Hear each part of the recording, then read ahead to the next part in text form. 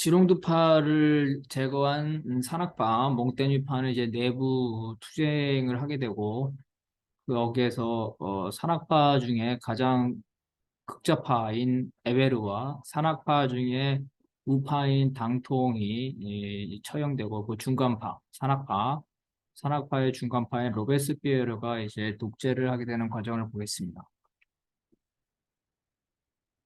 지롱두파를 제거한 산악파는 급진적인 정책을 시행합니다. 망명자의 재산을 10년 동안 분할해서 매각하고요. 그리고 나서 이제 그것들을 그 농민이나 무산자에게 나눠주는 뭐 그런 계획을 세웁니다. 이제 국가의 공유재산을 판매를 해서 그걸로 이제 전쟁이라든지 국가 재정으로 쓰고요. 1793년 헌법을 발표를 하는데요. 그 내용은 이제 직접 선거와 음, 재산이 없는 사람도 선거를 하도록 하는 그 절대 다수의 원리, 그다음에 선거인단을 위한 공무원의 선출제 등 급진적인 법을 갖다가 발표를 합니다. 근데 전쟁 중이었기 때문에 그 실시를 보류하는데 결국은 피에르파의 실각으로 시행은 되지 못했습니다.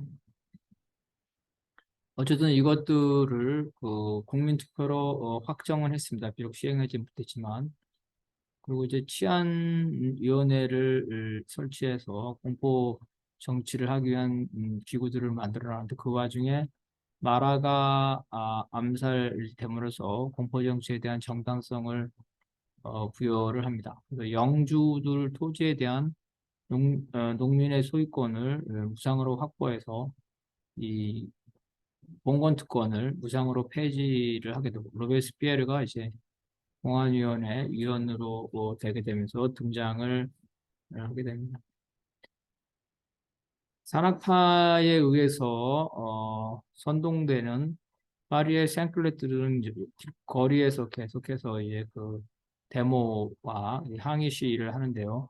반혁명 분자들을 숙청하는 그러한 요구를 하게 되고 그러한 요구를 받아서 이제 공안위원회가 그 역할을 하게 되고 혁명재판을 네 개의 부로 분담해서 신속하게 이들의 반혁명 세력을 제거하고자 합니다. 그래서 대규모 이제 그 처형이 일어나게 됩니다. 먼저 이제 국민공회의 입헌 군주정이죠. 우파들을 숙청하고 그중에 일부가 혁명재판에 회부되고 이러한 공포 분위기 속에서 왕비가 결국은 사형당하게 됩니다. 그리고 투옥된 지롱도 의원들도 사형이 당하고요. 한편으로 이제 공안위원회는 통제 경제를 실시를 하면서 식량과 같은 필수품의 최고 가격 제도를 운영합니다. 그래서 경제 통제를 하게 되고 경제에 대한 통제권을 장악하기 위해서 식량위원회를 설치합니다. 그런 와중에 이제 반기독교, 반카톨릭 운동이 생기게 되는데, 교회당의 성상, 그죠? 교회당의 카톨릭의 이런 그 장치들을 부시고, 그거를 공화주의, 공화주의 전당, 공화주의 센터로 쓰자는 운동을 하게 됩니다. 그래서 카톨릭에 대한 공격을 하는데, 이것이 이제 아직도 종교에서 벗어나지 못한 일반 민중들에게 이런 부분에 대해서 과격함에 대해서 민중들이 이제 비판을 하게 되는데요. 이런 것들은 이제 그 에베르와 같은 그 산악파의 극좌파들이 이러한 그 기독교 파괴 운동을 했습니다. 산악파에서 중간에 위치한 로베스피에르는 이러한 성당 파괴를 반대했고 그런 행위를 하는 자들은 공화주의로 유력한 반혁명 분자이고 외국 스파이에 노란한 자라고 공격을 합니다. 이거는 사실은 이제 에베르와 같은 극좌파들을 공격하는 겁니다. 그런 사이에 이제 외국에서 휴전을 제안을 해와서 오래된 그 전쟁에서 벗어나고자 휴전을 검토를 하게 되고 혁명 정부의 내부를 다지기 위해서 이런 것들이 좀 필요합니다. 민중들의 지지도 필요했기 때문에 민중들의 민생고를 해결하는 데 집중할 필요도 있었습니다. 그래서 이러한 민중들의 민생고를 해결해서 최고 가격제를 확대를 하게 됩니다. 그리고 그 반혁명 혐의자의 재산을 몰수해서 무상계급인 애국자, 뭐, 무상국인 혁명분자들에게 무상으로 나눠줍니다. 과격파인 에베르파는 여전히 이제 그 민중을 봉기하고 선동하는 일종의 무정부주의 상태인데요. 극좌파인데요. 봉기주의자입니다. 그래서 로베스피에르의 반기를 쓰고 로베스피에르와 에베르파는 같은 산악파임에도 서로 대립을 하게 됩니다.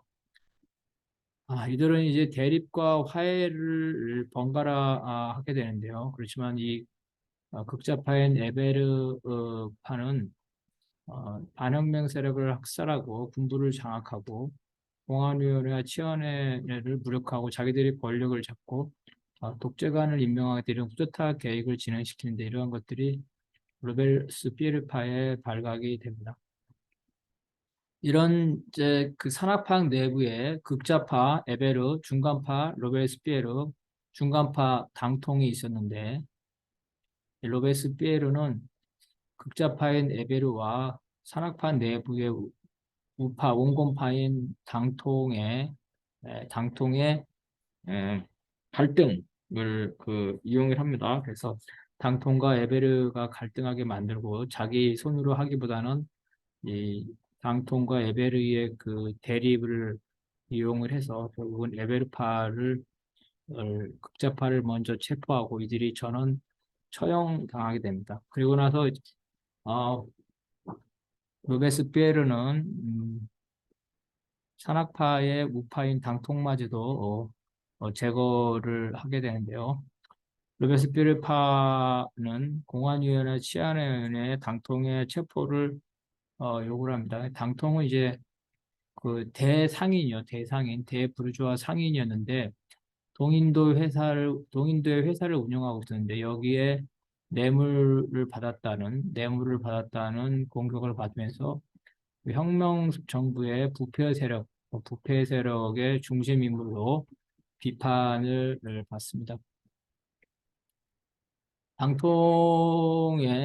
당통의 사과로 로베스피에르가 그의 체포를 지원하지만 당통파는 로베스피에르에게 역습을 하려고 하고 결국 이것들이 발각돼서 결국 당통파는 공안위원회에 체포가 되고 당통파 전원이 체포가 됩니다. 그래서 이들에 대한 재판을 하게 되고 이들은 이제 그 변론도 제대로 하지 못한 채 모두 단두대에서 처형하게 됩니다. 그래서 결국은 그 프랑스 혁명에서 왕당파, 온건공화파, 그다음에 강경파 내에서도 극좌파, 강경파 내 우파까지 다 이 처형당하거나 숙청당하고 로베스피에르가 결국은 독재의 권력을 장악하면서 공포정치로 자신의 권력을 유지하게 되게 됩니다.